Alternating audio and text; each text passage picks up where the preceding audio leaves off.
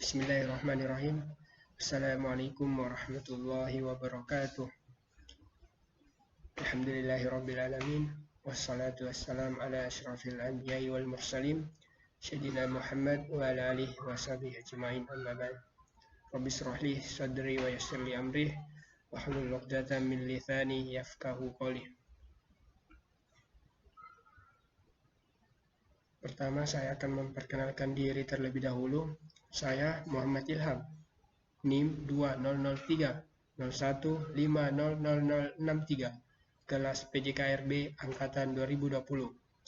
Pada kesempatan kali ini, saya akan mempresentasikan hasil kerja saya pada mata kuliah Pertumbuhan dan Perkembangan Fisik dengan materi Perkembangan Fisik Motorik Anak Usia Dini.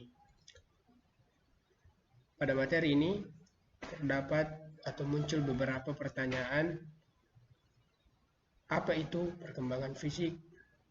Yang kedua, apa itu perkembangan motorik? Dan yang ketiga, apa itu perkembangan fisik motorik? Saya akan menjelaskan ketiga pertanyaan atau menjawab ketiga pertanyaan tersebut. Kita mulai dari yang pertama, perkembangan fisik. Perkembangan fisik adalah perubahan-perubahan pada tubuh, otak, kapasitas sensorik, dan keterampilan motorik. Perubahan pada tubuh atau fisik ditandai dengan penambahan tinggi dan berat tubuh, pertumbuhan tulang dan otot, dan kematangan organ seksual dan fungsi reproduksi. Seperti yang sudah kita pelajari sebelumnya mengenai perkembangan fisik. Perkembangan fisik merupakan suatu perubahan fisik tubuh atau perubahan pada tubuh yang terjadi secara signifikan yang dapat dilihat oleh kasar mata, seperti perubahan pada tubuh, tinggi badan, berat badan, dan lain-lain sebagainya. Dan juga kematangan organ seksual dan fungsi reproduksi. Pada perkembangan fisik terdapat beberapa prinsip-prinsip perkembangan. Di sini terdapat 8 prinsip. Yang pertama yaitu pertumbuhan mengandung atau mempunyai arah. Maksud dari prinsip ini yaitu secara umum perubahan tubuh berlangsung dari tubuh bagian atas ke tubuh bagian bawah dan menyamping dan dari tengah tubuh ke luar tubuh. Jadi perkembangan fisik merupakan suatu pertumbuhan yang terjadi dengan mempunyai arah dan tidak terjadi secara berantakan. Selanjutnya, prinsip yang kedua yaitu pertumbuhan bergerak dari umum ke khusus. Prinsip ini menjelaskan bahwa pertumbuhan dan perkembangan fisik bergerak maju dari yang bersifat umum ke sifat yang lebih khusus. Seperti gerakan motorik kasar menuju ke gerakan motorik halus. Motorik kasar dan motorik halus akan kita bahas di slide selanjutnya. Kita lanjut ke prinsip yang ketiga, yaitu pertumbuhan terjadi secara beragam dan terpadu. Beragam yang dimaksudkan di sini bahwa pertumbuhan berhubungan dengan proses kesiapan dan kematangan yang terjadi dalam setiap individu dan setiap individu berkembang sesuai dengan dirinya sendiri. Sedangkan terpadu maksudnya di sini yaitu setiap satu kemampuan atau keterampilan yang dicapai anak tidak hanya ditentukan oleh satu organ tubuh saja, melainkan melibatkan banyak organ dan otot-otot tubuh lainnya. Prinsip selanjutnya yaitu pertumbuhan berlangsung secara bervariasi. Kecepatan pertumbuhan setiap anak berbeda-beda dari satu anak ke anak yang lainnya. Perbedaan kecepatan dan pertumbuhan masing-masing organ tubuh berbeda. Jadi kita bisa lihat ketika dua orang anak yang sama-sama laki-laki ataupun sama-sama perempuan, namun pertumbuhan atau kecepatan pertumbuhannya itu berbeda. Prinsip yang kelima yaitu pertumbuhan memiliki kecenderungan optimal. Jadi setiap individu akan berusaha untuk mencapai pertumbuhan dan perkembangan secara optimal.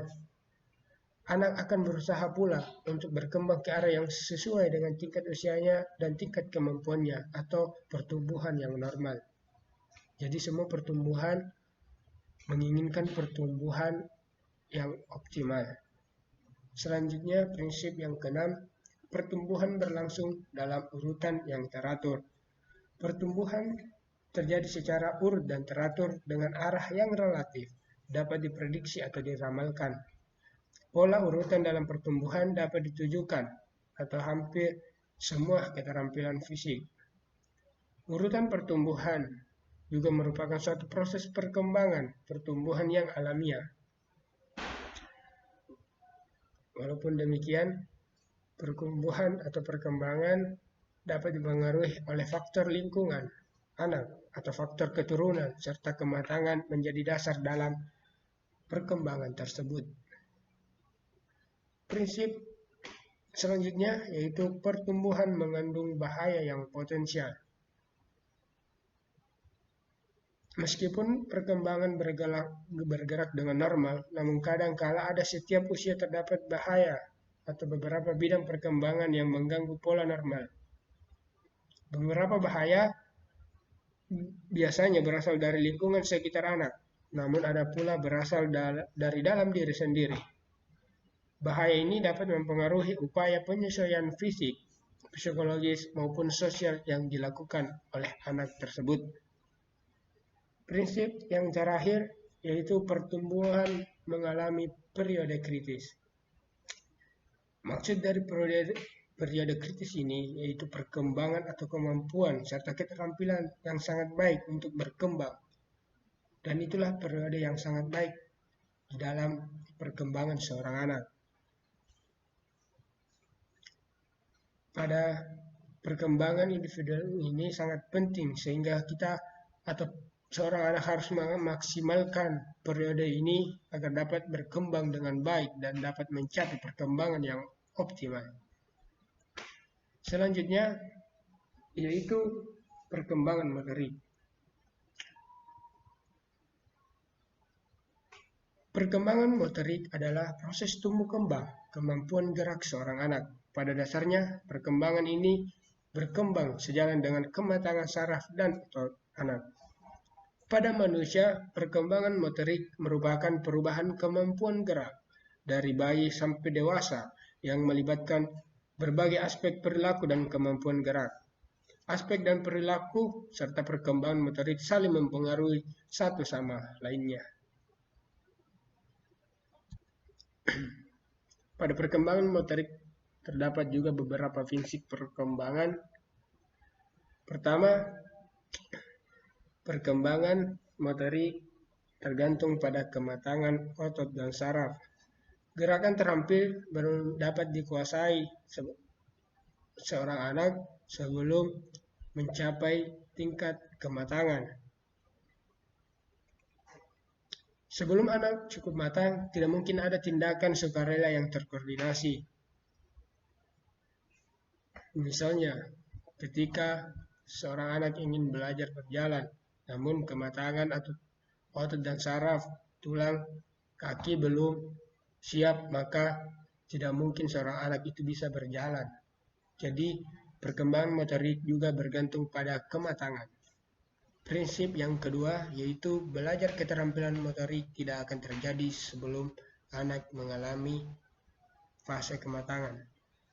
Sebelum sistem saraf dan otot berkembang dengan baik, upaya untuk melatih gerakan terampil bagi anak akan sia-sia meskipun bila upaya tersebut diprakarsai oleh anak sendiri. Walaupun usaha itu berhasil, maka akan berpengaruh pada psikologis seorang anak. Selanjutnya, prinsip yang ketiga yaitu perkembangan motorik mengikuti pola yang diramalkan. Perkembangan motorik mengikuti prinsip arah perkembangan, dan pola perkembangan motorik juga dapat diramalkan. Terbukti dari adanya perubahan kegiatan maksal ke kegiatan khusus. Dengan matangnya mekanisme urat saraf, kegiatan massal digantikan dengan kegiatan yang spesifik dan secara acak. Gerakan kasar membuka jalan untuk memperhalus gerakan yang hanya melibatkan otot dan anggota badan yang tepat. Prinsip selanjutnya yaitu perkembangan motorik dimungkinkan untuk dapat ditentukan. Perkembangan motorik mengikuti pola yang dapat diramalkan berdasarkan umur dan rata-rata. Mungkin untuk menentukan norma bentuk kegiatan motorik berikutnya. Dan prinsip yang terakhir pada perkembangan motorik yaitu perbedaan individu dalam laju pertumbuhan motorik. Meskipun terdapat pola untuk perkembangan motorik secara umum, namun pada dasarnya setiap individu memiliki laju pertumbuhan yang berbeda antara anak satu dengan anak yang lainnya. Jadi kecepatan pertumbuhan setiap anak dipengaruhi oleh beberapa faktor, baik dari dalam diri maupun dari faktor keturunan serta faktor lingkungan seorang anak. Selanjutnya, perkembangan fisik motorik. Perkembangan fisik motorik merupakan proses perkembangan yang berkesinambungan, terjadi secara signifikan dalam membentuk tulang, tumbuh kembang gerakan otot-otot dan saraf sesuai dengan rentang usianya yang akan mempengaruhi keterampilan anak dalam bergerak. Jadi perkembangan ini perkembangan fisik dan motorik, di mana perkembangan kedua ini berjalan secara berkesinambungan, terjadi secara signifikan, di mana terjadi proses perkembangan fisik, perubahan pada tubuh, dan proses keterampilan motorik, yaitu perkembangan gerak seorang anak yang dipengaruhi oleh otot-otot dan saraf sesuai dengan rentang usianya, sehingga terdapat perkembangan keterampilan motorik yang normal, yang akan mempengaruhi keterampilan anak di dalam bergerak. Terdapat cara mengembangkan keterampilan motorik. Jadi ada beberapa kegiatan yang dapat melatih keterampilan motorik anak. Di antaranya bermain puzzle, menggambar dan mewarnai, menyusun balok atau Lego, bermain dengan tetes mata, dan bermain galang karet. Keterampilan motorik harus dikembangkan dan harus dilatih sehingga keterampilan motorik itu dapat berkembang. Kelima, kegiatan ini melatih keterampilan motorik sehingga keterampilan motorik seorang anak itu bisa berkembang, karena pada permainan ini terdapat koordinasi antara tangan, mata, sehingga bisa meningkatkan keterampilan motorik seorang anak. Pada perkembangan motorik terdapat 2 poin, yaitu perkembangan motorik halus dan perkembangan motorik kasar. Yang pertama yang akan kita jelaskan yaitu perkembangan motorik halus. Keterampilan motorik halus adalah keterampilan fisik yang melibatkan otot-otot kecil yang mana gerakan lebih menuntut koordinasi mata dan tangan. Baik, kita akan langsung saja masuk ke cara meningkatkan keterampilan motorik halus. Cara melatih keterampilan motorik halus yaitu memindahkan benda dari tangan, menulis, mencoret-coret, menyusun balok atau Lego. Di mana motorik halus ini menggunakan atau gerakan yang berkoordinasi antara tangan dan mata, di mana akan mempengaruhi otot dan saraf. Ketika mencapai tingkat kematangan, maka anak akan lebih mudah meningkatkan keterampilan tersebut, seperti mencoret-coret. Bisa kita lihat mencoret-coret. Mungkin ada beberapa orang berpikir maka itu hanya akan merusak atau mengotori, padahal ketika dia mencoret-coret maka ada koordinasi gerakan antara tangan dan mata, dan itu dapat meningkatkan keterampilan motorik halus. Selanjutnya, perkembangan motorik kasar. Keterampilan motorik kasar adalah keterampilan yang melibatkan gerakan seluruh tubuh. kegiatan yang membutuhkan otot inti seperti lengan dan kaki. Gerakan lengan dan kaki itu termasuk dalam motorik kasar. Kita juga langsung masuk ke cara melatih keterampilan motorik kasar. Kemampuan duduk, menendang bola, berlari, naik turun tangga. Kita biasa lihat seorang anak ketika melihat tangga, dia akan selalu naik turun tangga. Mungkin ada beberapa orang yang berpikiran maka dia itu hanya bermain saja. Namun ketika dia naik turun tangga, maka itu merupakan suatu proses di mana dia melatih keterampilan motorik kasar. Secara tidak langsung dia melakukan atau melatih dirinya untuk meningkatkan keterampilan motoriknya. Di mana ada kegiatan inti otot, di mana gerakan tersebut menggunakan gerakan seluruh tubuh. Pada perkembangan motorik pada masa anak-anak. Masa anak-anak adalah masa yang sering disebut masa ideal. Untuk mempelajari dan meningkatkan keterampilan motorik, perkembangan motorik menjadi salah satu tolak ukur tubuh dalam kembang anak. Oleh karena itu, sangat penting untuk melatih kemampuan motorik anak sejak dini. Masa anak-anak adalah masa yang paling mudah untuk diajarkan. Dia sangat mudah untuk mempelajari dan dapat meningkatkan keterampilan motorik. Dan sangat penting untuk meningkatkan keterampilan motorik seorang anak karena keterampilan motorik seorang anak itu menjadi salah satu tolak ukur tumbuh dan kembang seorang anak. Bisa kita lihat di kehidupan sehari-hari, jika seorang anak itu diam, maka banyak orang-orang yang berpikiran bahwa dia itu perkembangannya kurang baik.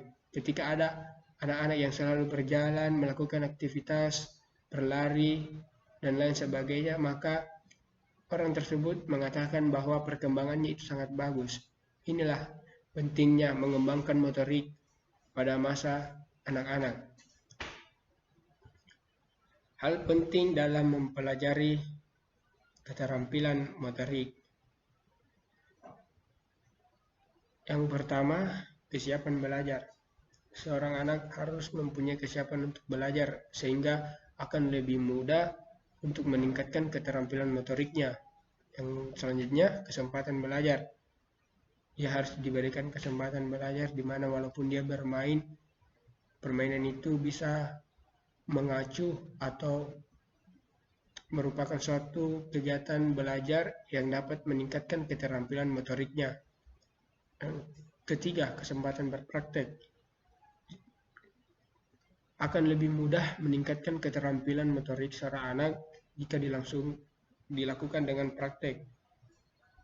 Kita bisa memberikan atau mengajarkan kepada anak, yaitu dengan bermain, yang dapat melakukan gerakan tubuh yang bisa mengacu dan memacu perkembangan keterampilan motorik. Yang keempat, model yang baik. Disinilah peran orang tua. Dia memilih bagaimana cara mengajar atau meningkatkan keterampilan motorik anak. Dia harus memilih cara yang dapat dilakukan agar bisa meningkatkan keterampilan motorik seorang anak itu dengan baik. Selanjutnya, bimbingan dan motivasi. Keduanya juga ini merupakan peran dari orang tua yang sangat dibutuhkan, di mana dia harus membimbing anak tersebut untuk bisa meningkatkan keterampilan motoriknya dengan baik dan memberikan motivasi kepada anak tersebut sehingga dia bisa lebih semangat dan dalam melakukan atau mempelajari keterampilan motorik sehingga dia bisa mengembangkan keterampilan motoriknya dengan sangat baik. Selanjutnya, setiap keterampilan motorik harus dipelajari secara individu, di mana ketika dia mempelajarinya dengan individu, dia juga akan bisa lebih mudah menguasainya, dan ketika dia sering melakukan gerakan tersebut, maka keterampilan motoriknya itu akan berkembang. Yang terakhir yaitu keterampilan sebaiknya dipelajari satu persatu. Ya, ini sangat baik karena ketika kita mempelajari satu persatu, maka akan lebih mudah anak mengembangkan keterampilan motoriknya dibandingkan langsung mempelajari secara banyak, karena akan lebih efisien ketika dipelajari satu persatu dan akan lebih efektif. Selanjutnya, cara mempelajari keterampilan motorik. Ada beberapa cara. Di sini yang pertama, belajar coba dan ralat. Jika tidak ada model atau contoh tentang suatu keterampilan motorik, maka anak akan mempelajarinya dengan cara mencoba-coba beberapa kali hingga dia berhasil menguasai keterampilan tersebut.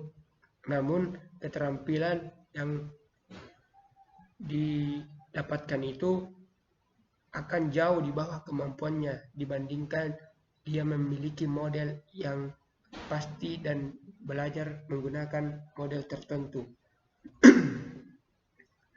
Selanjutnya yang kedua yaitu meniru. Belajar dengan cara meniru atau mengamati orang yang ada di sekitarnya lebih cepat daripada belajar dengan cara yang pertama, yaitu belajar coba dan ralat. Tetapi belajar dengan cara ini dibatasi oleh kesalahan yang dilakukan oleh model. Ketika dia mengamati orang yang ada di dekatnya, namun orang yang ada di dekat itu melakukan sedikit kesalahan, maka seorang anak itu akan mengikutinya. Jadi itu yang lebih susah. Dan yang cara ketiga yaitu pelatihan. Belajar dengan supervisi atau bimbingan yang dikombinasi dengan meniru model. Jadi pada cara yang ketiga ini, dia meniru tetapi menggunakan model. Akan menghasilkan keterampilan motorik yang baik. Bimbingan diberikan ketika anak mengamati dan memperhatikan model yang sedang melakukan suatu keterampilan motorik, sehingga anak dapat meniru dengan tepat dan juga gerakan-gerakan yang kurang benar dapat langsung disampaikan oleh orang yang membimbing anak tersebut, sehingga dia bisa memperbaiki gerakan tersebut sehingga keterampilan motorik bisa ia kembangkan dengan baik. Selanjutnya, pada perkembangan motorik, perkembangan fisik motorik seorang anak akan mendorong kesehatan anak. Menjadi sehat adalah lebih dari sekedar bebas dari penyakit. Kesehatan yang baik adalah kesehatan yang menetap. Hal ini termasuk kesehatan sosial, emosional, yang sebanding dengan ketegaran fisik. Setiap tahapan pertumbuhan dan perkembangan, semua anak membutuhkan kesehatan. Kesehatan yang sangat baik adalah kesehatan yang menetap, sehingga anak akan mengalami kesehatan. Ketika ia melakukan atau melatih dirinya untuk mendapatkan keterampilan motorik, ia bergerak dengan aktif, maka kesehatan itu akan menetap pada dirinya karena dia melakukan aktivitas yang bisa membuat tubuh menjadi sehat. Karena kesehatan sangat penting dan sangat dibutuhkan, apalagi di dalam pertumbuhan seorang anak. Karena dengan sehat, maka tahapan pertumbuhan dan perkembangan dapat dilakukan dengan baik. Pertumbuhan dan perubahan fisik anak. Kita akan membahas 10 poin dalam pertumbuhan dan perubahan fisik anak. Yang pertama, pola perkembangan fisik. Sebelum bayi bisa berjalan, mereka belajar melakukan sesuatu dengan kedua tangannya. Sebelum bayi terampil menggunakan tangan, terlebih dahulu mereka belajar menggerakkan telapak tangan untuk satu tujuan. Pada pola perkembangan fisik menggambarkan 3 prinsip arah perkembangan yang melengkapi perkembangan fisik, yaitu prinsip pola menyamping dan prinsip membunjul, serta prinsip dari arah yang besar ke arah yang kecil. motorik kasar dan motorik halus. Pada pertumbuhan dan perubahan fisik anak juga terdapat variasi perkembangan fisik, di mana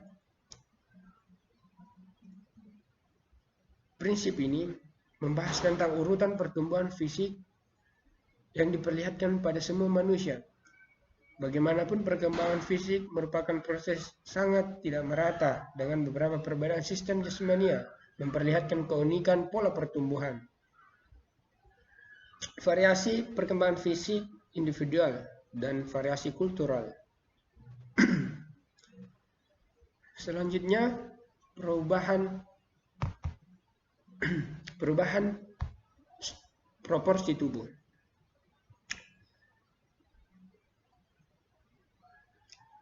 Perubahan proporsi tubuh sejak baru lahir pertumbuhan berbeda dengan pertumbuhan kedepannya. Bisa kita lihat pertumbuhan kepala sudah 70% dari ukuran kepala orang dewasa pada saat baru lahir. Jadi pada pertumbuhan dan perubahan fisik anak memang sudah memiliki proporsi tubuh masing-masing. Selanjutnya perubahan struktur dan sistem. Perkembangan penting juga terdapat pada tubuh lainnya.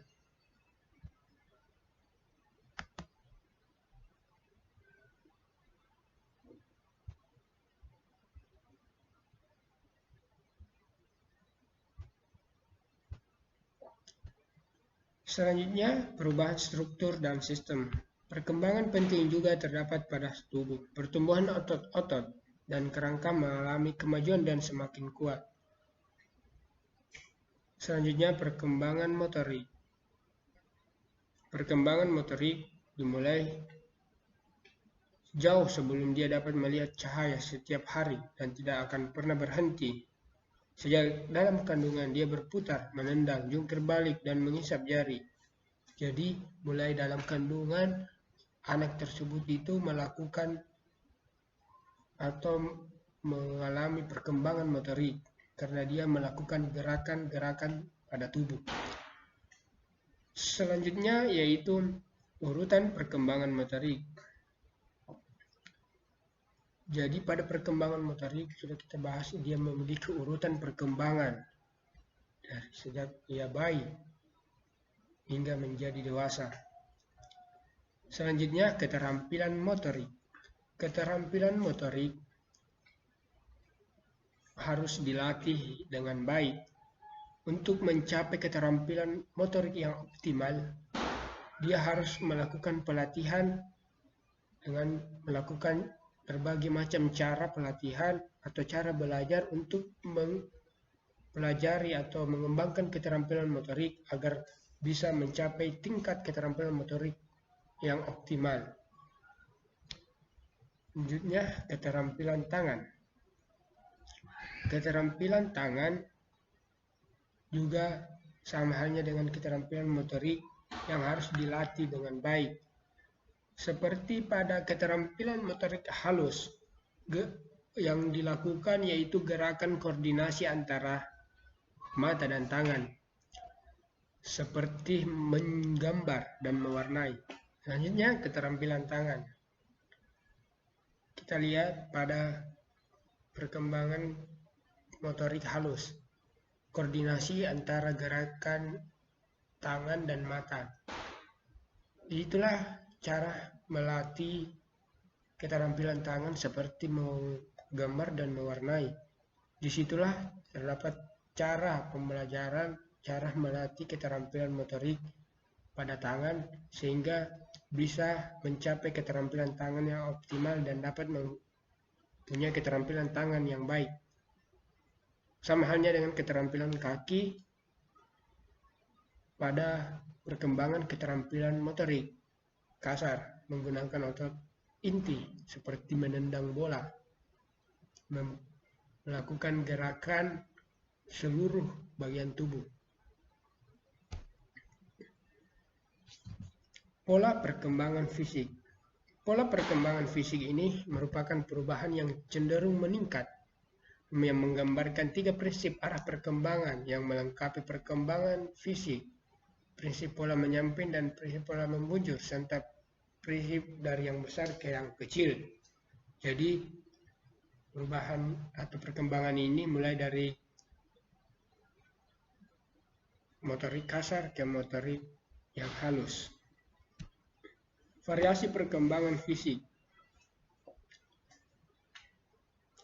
Pertumbuhan fisik yang diperlihatkan pada semua manusia, bagaimanapun perkembangan fisik merupakan proses yang sangat tidak merata, dengan beberapa perbedaan sistem jasmania yang memperlihatkan keunikan pola pertumbuhan variasi. Pertumbuhan tinggi dan berat.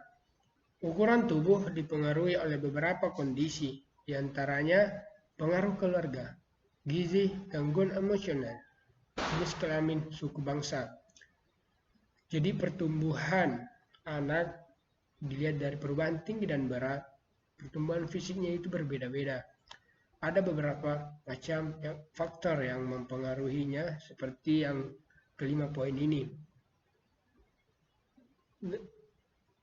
Pengaruh keluarga. Ketika dia mendapatkan tekanan, maka pertumbuhannya itu akan kurang baik. Gizi, tergantung juga gizi. Ketika ia mengonsumsi gizi dengan baik, maka pertumbuhan tinggi dan berat badannya juga akan lebih baik. Gangguan emosional, jenis kelamin, dan suku bangsa. Sama halnya dengan suku bangsa. Suku bangsa Indonesia lebih kecil dibandingkan suku bangsa orang-orang India dan Eropa lainnya. Perubahan proporsi tubuh. Pada pertumbuhan anak, bentuk tubuh berubah dengan cepat dan batang tubuh mengalami pertumbuhan sangat cepat selama tahun pertama. Jadi pada perkembangan tubuh atau perkembangan fisik memang sudah memiliki proporsi masing-masing. Mulai sejak ia bayi, anak-anak hingga menjadi dewasa. Perubahan struktur dan sistem. Pertumbuhan otot dan kerangka mengalami kemajuan dan semakin kuat. Tulang rawan tumbuh menjadi tulang dengan kecepatan rata-rata dan tulang menjadi semakin keras, memberikan bentuk pada tubuh dan melindungi organ-organ yang penting yang berada di dalam tubuh. Jadi perubahan struktur ini memungkinkan anak mengembangkan beberapa keterampilan, motorik kasar maupun motorik halusnya. Dengan menggunakan sistem tertentu, maka dia dapat meningkatkan keterampilannya itu dengan optimal. Perkembangan motorik. Aktivitas gerakan motorik didefinisikan sebagai perintah pada kemahiran serta keterampilan menggerakkan secara sengaja dan tepat. Keterampilan tangan tadi juga sudah dijelaskan, dan keterampilan kaki. Terima kasih. Mungkin ini yang dapat saya jelaskan. Mohon maaf bila ada kesalahan. Untuk teman-teman yang beragama Islam, selamat menunaikan ibadah puasa. Semoga dapat menjalankan ibadah puasanya dengan baik. Terima kasih atas segala perhatiannya. Hadanallahu wa iyyakum ajmain. Assalamualaikum warahmatullahi wabarakatuh.